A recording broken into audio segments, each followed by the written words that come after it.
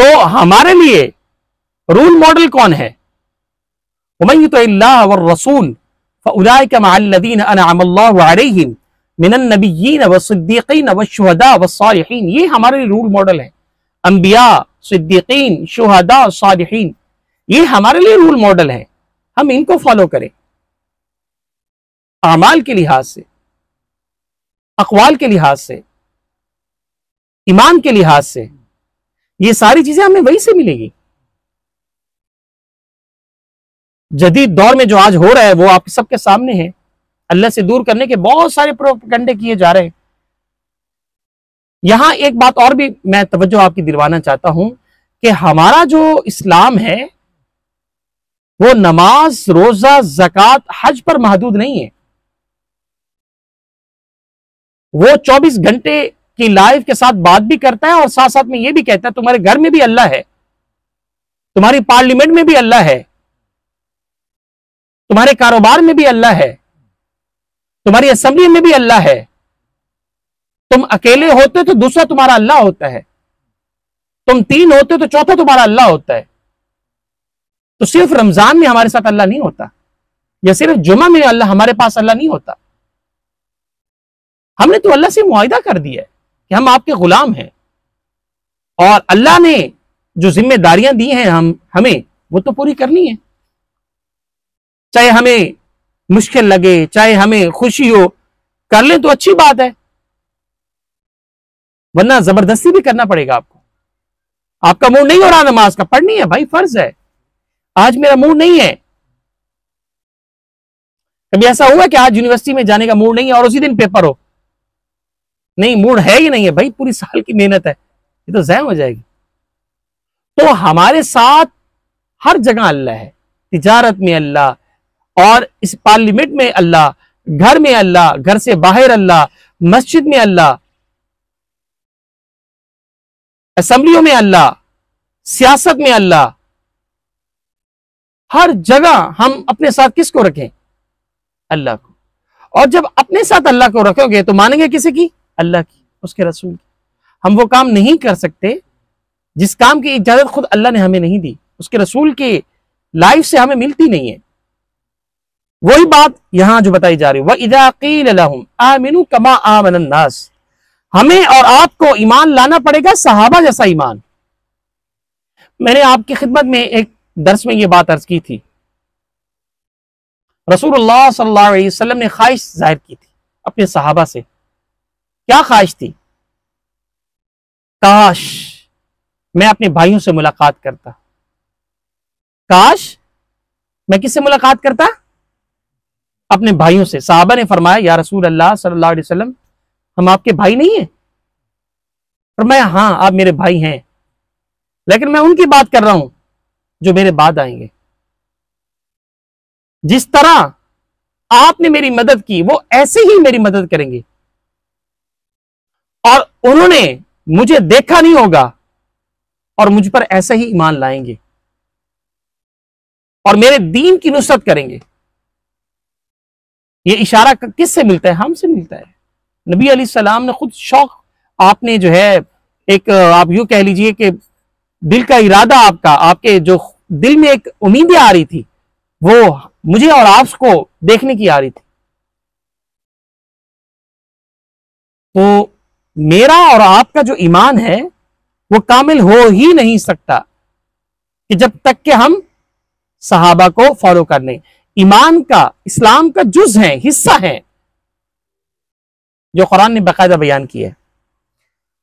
क़ालू अनुमिनु, ये पार्ट तो मैंने आपकी खिदमत में अर्ज किया कि हम फॉलो करेंगे असहाब को। अब आप आयत का अगला पार्ट देखें क्या कहते हैं। अब अहले यहूद मुनाफिकीन का तर्ज अमल देखें क्या कहते हैं।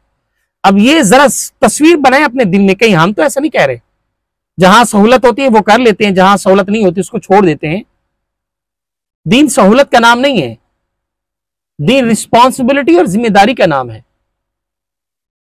दीन शौक का भी नाम नहीं है। शौक से कर लो, अच्छी बात है, लेकिन जहां पे आपको शौक ना हो, मिसाल के तौर पर मगरिब का नमाज का टाइम है, पहले तो आप जा रहे थे, आज मेरा दिल नहीं कर रहा, तो क्या मतलब? दिल नहीं कर रहा तो जिम्मेदारी है, नमाज पढ़नी है। शौक तो एक वक्त तक रहता है ना, जिम्मेदारी तो फिर उसका ताल्लुक शौक से नहीं होता, वो तो करना है। अब आप देखिए आयत के अगले पार्ट में देखिए क्या फरमाता अल्लाह, क़ालू अनुमिनु कमा आमन सुफहा। अब ये क्या जवाब दे रहे हैं कि हम ईमान ऐसे लाए माज़अल्लाह बेवकूफों की तरह। ये तो बेवकूफ लोग हैं माज़अल्लाह, ये तो कारोबार छोड़ के भूखे रह रहे हैं और मोहम्मद के पीछे जा रहे हैं सल्लल्लाहु अलैहि वसल्लम, जिनके पास खुद कुछ नहीं है, उनके पास खाना नहीं है भाई, उनके पीछे जा रहे हैं। हमें देखने, हम चौधरी लोग हैं, सब कुछ है हमारे पास, बिजनेस सेटल है, पैसा है हमारे पास, सब कुछ है। तो वो तो किससे कंपेयर कर रहे थे? दुनिया से कंपेयर। बेवकूफ तो वो थे। जो कल्ब में ईमान होता है वो उससे कंपेयर नहीं कर रहे थे, वो कंपेयर कर रहे थे दुनिया से। देखो हमारे पास माल है, अब कंपेयर देखो कैसे कर रहे हैं। हमारे पास माल है, उनके पास माल नहीं। हमारे पास अच्छा घर है, उसके पास अच्छा घर नहीं। लोग हमारी इज्जत करते हैं, उनकी इज्जत नहीं। हमारा यहां मकाम है, लोगों के पास जाते हैं, चौधरी बोलते हैं लोग, बड़े वडेरे बोलते हैं अरब के, और ये तो अभी हैं बेचारे, हैं ही गरीब। हम यहाँ के मालिक हैं, ये साहब चंद ऐसे हैं जो गुलाम है। देखो कैसे कंपेयर कर रहे हैं। बजाय तो बात सही लग रही है, लेकिन ये देखो तो सही ना, वो पैगाम किसका लेके आ रहे हैं? और जिसका पैगाम लेके आ रहे हैं वो तो बादशाह है, बादशाहों का बादशाह है ना। असल तो पैगाम को देखा जाएगा ना। जिस मालिक ने तुम्हें दुनिया दी है, उसी मालिक ने इनको फकर दिया है। जिस मालिक ने तुम्हें तकब्बर में डाला है, डाले तो तुम गए तो खुद हो, लेकिन जाहिर है अल्लाह ने तुम्हें इजाजत दी है। अब इसको भी समझ लें कि बाद लोग तकब्बर करते हैं, कहते हैं अल्लाह ने मुझे बस इजाजत दी है तो मैंने तकब्बर किया हुआ है। बाद लोगों की ये भी राय होती है, ऐसा नहीं होता। यहां ये दो बातें नोट कर लें, बड़ी अहम बातें अल्लाह ने मेरे दिल में अभी डाल दी है। कभी भी तकब्बुर, हसद, बुग़्ज़, कीना, फसाद, जितनी भी ये बीमारियां अंदर की बीमारियां हैं, अल्लाह इजाजत नहीं देता। अल्लाह की इसमें खुशी शामिल नहीं होती, अल्लाह की इसमें रजा शामिल नहीं होती। इसमें यह कि तुम कर लो, ठीक है, तुम्हारी मर्जी है। इसकी मिसाल डॉक्टर इसरार अहमद रहमतुल्लाह अलैह बड़े खूबसूरत अंदाज में दिया करते थे। वो फरमाते थे, बचपन में हम जब, उनके अल्फाज है, मूवी देखने जाते थे, हमारी अम्मी हमें डांटती थी कि नहीं जाओ, लेकिन हम जब इतना तंग करते थे मगर जाओ। अब वो उनके अल्फाज हैं, वो ज़ाहिर है बड़े मुफस्सिर कुरान है, वो उनके अल्फाज ऐसे तो मैं नहीं कर सकता, पर जाओ। अब ये जाओ का मतलब क्या है कि इसमें मेरी खुशी शामिल नहीं है, इजाजत है, जाओ, मैं क्या कर सकता। लेकिन अब यही वो चीज है कि आप ये कहें कि अम्मी मैं हज करने जा रहा हूं, अम्मी मैं नमाज पढ़ने जा रहा हूं, अम्मी मैं यूनिवर्सिटी जा रहा हूं फलां काम के लिए, तो बेटी क्या आगे फी अमान, जाओ मेरा बेटा अल्लाह के हवाले। ये क्या है? अम्मी की क्या है? खुशी है, रजा है। तो अल्लाह का काम करेंगे तो अल्लाह की क्या होगी? खुशी होगी। अल्लाह की क्या होगी? रजा होगी। अल्लाह की क्या होगी? मदद होगी। अल्लाह की क्या होगी? नुसरत होगी। अल्लाह फिर आपकी खुद हिफाजत करेगा। समझ आ रही बात? ये नहीं आ रही? तो ये है वो पैगाम यहां जो हमें मिल रहा है। तो क़ालू अनुमिनु कमा आमन सुफ़हा, तो ये अहले यहूद मुनाफिकीन का यही तर्ज अमल था। कंपेयर करते थे दुनिया से, ईमान से कंपेयर नहीं करते थे। क्योंकि दुनिया का जो बुनियादी मतलब है वो है यही, करीब हो जाएगा। जो चीज मुझे और आपको जल्दी मिलती है ना, हम उसी के हो जाते हैं। क्या ख्याल है आप लोगों का? जो दूर से मिलती है, आखिरत बज़ाहिर तो दूर है ना, वैसे तो करीब है। अभी अल्लाह हमें अपने पास बुला ले तो आखिरत तो शुरू होगी हमारी, लेकिन हम सोचते बड़े दूर से हैं। आखिरत दूर है, दुनिया करीब है। आखिरत किसने देखी है? अभी जो चाहो करो। इसी ज़िमन में आप सबके इल्म में होगा, जैसे कि मैंने आपको अभी कहा है कि जिसे मस्जिद में अल्लाह है, इसी तरह घर में भी अल्लाह होना चाहिए। जिस तरह मस्जिद में अल्लाह, इसी तरह पार्लियामेंट में भी अल्लाह होना चाहिए।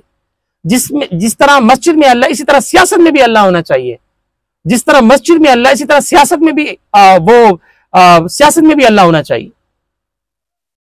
तो आज देखिए क्या हो रहा है, हम उस प्रोपेगेंडे को पूरा कर रहे हैं या नहीं कर रहे?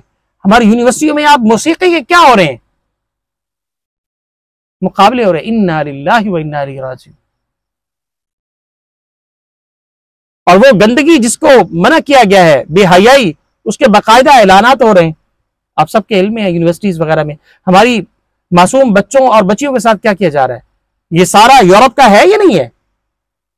आ रहा है सारी चीजें, और हम बड़े धड़ल्ले से कर रहे हैं। हमसे मुराद हमारा जो माशरा है, हमारे जो हुक्मरान हैं, वो मुराद है। तो क्या क्या कल अल्लाह के सामने हमें जवाब नहीं देना? क्या अल्लाह ने तुम्हें इख्तियार दिया, अल्लाह ने तुम्हें मालिक बनाया इख्तियार का, कुछ ओहदे दिए, उसके बारे में नहीं पूछा जाएगा? यकीनन पूछा जाएगा।